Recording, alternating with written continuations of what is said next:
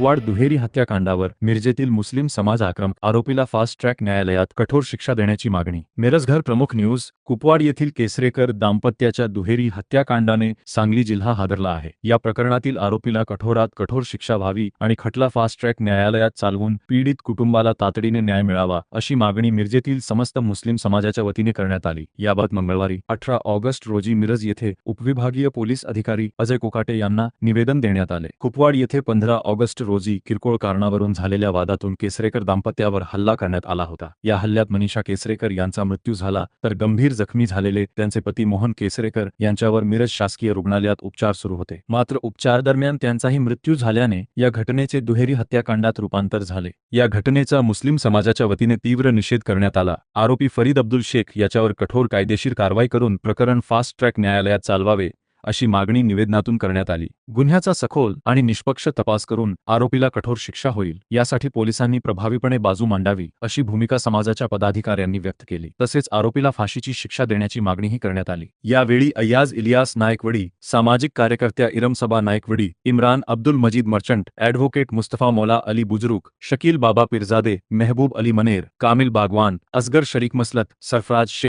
नौशाद जाफर, युनुस चाबुकस्वार, मिरज शहर हातगाडी संघटनेचे अध्यक्ष जुबेर भाई शेख, ॲडव्होकेट बिल्किस बुजुर्ग, प्रभाग क्रमांक 4च्या सभापती शिरीन पीरजादे यांच्यासह मिरजेतील असंख्य मुस्लिम समाज बांधव उपस्थित होते।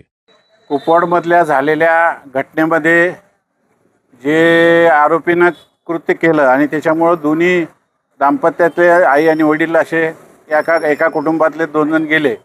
या संदर्भामध्ये मुस्लिम समाजाची भूमिका सांगण्यासाठी म्हणून आज आम्ही DYSPना कडे आलो। इथं निवेदन दिलेलं आहे की या आरोपीला कडक शिक्षा झाली पाहिजे। त्याला ताबडतोबीनं फास्ट ट्रॅक कोर्टमध्ये केस चालून त्याला फाशीची शिक्षा झाली पाहिजे। जे नराधम आहेत, जे गुंड प्रवृत्तीचे आहेत, ते कोणत्याही समाजाचे असले तर त्याला कोणत्याही पद्धतीनं त्याला पाठीशी कुठल्याही समाजातला एकही माणूस तुम्हाला उभारलेला दिसणार नाही। गुंड आणि गुन्हेगारी प्रवृत्तीच्या विरोधामध्ये हा एल्गार आहे।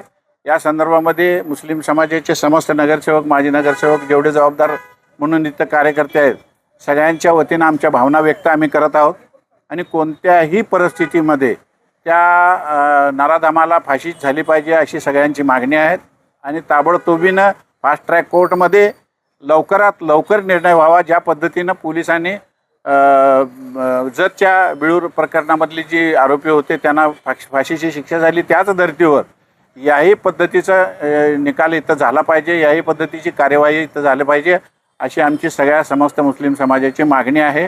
आणि याकरिता म्हणून काही लोकांनी मुस्लिम समाजाच्या वतीनं त्यांना जे काही लागल त्या सगळे आम्ही सहाय्य करणार आहोत। पीडित कुटुंबाला जे काही मदत करावी लागेल ती करण्यासाठी आम्ही सज्ज आहोत। आम्ही कोणत्याही पद्धतीनं मागं सरणार नाही। जरी आमच्या समाजातला आरोपी असला तर कोणत्याही पद्धतीनं त्याच्या बाजूनं कोणत्याही समाजातला एकही माणूस तुमच्या थांबणार नाही ही या ठिकाणी या सगळ्यांच्या समस्त लोकांच्या वतीनं मी ग्वाही देतो।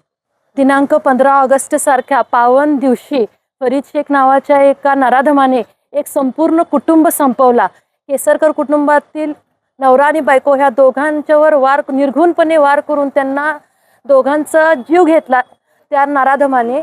याबद्दल आम्ही समस्त मुस्लिम समाजाच्या वतीने आज इथे निवेदन देण्यासाठी आलेलो आहे। मुस्लिम समाजातला आरोपी जरी असला तरी अशा नराधमांना कुणीही पाठीशी घालणार नाही आणि अशा नराधमांना समाजात राहायचं आणि जगायचं कोणताही अधिकार नाही।